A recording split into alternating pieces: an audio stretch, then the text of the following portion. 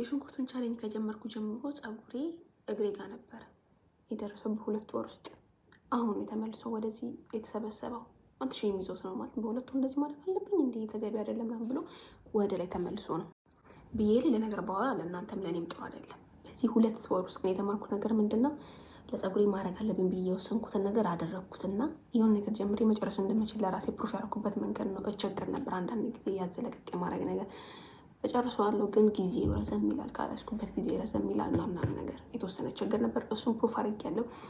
ከዛ ውጭ ደግሞ ስለ ፀጉር ወደ ፀጉር ደግሞ ስንመጣ ቆዳዬ ጋር እንዴት አጠቤ እስከታጠብ ድረስ ፀጉሬ የሚያሳክከኝ ሊያሳክከኝ ይችላል፣ ወይ ደግሞ ቶሎ መታጠብ መፈለግ ወይ ምናምን ነገር እሱ ነገር አጽድቶልኛል። ሽንኩርት እኔ አጽድቶልኛል፣ ረድቶኛል በጣም። ቁመት ሰነች ኢንች አግኝተናል።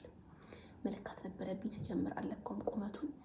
እስኪ የለካውበት ቪዲዮ ካገኘው ምናልባት እስኪ አወዳድረዋለሁ፣ ግን ያን ያህል አይደለም። ግን እኔ ትንሽ አለ አይደል ላመል ትንሽ ቁመት መጥቷል ማለት ነው።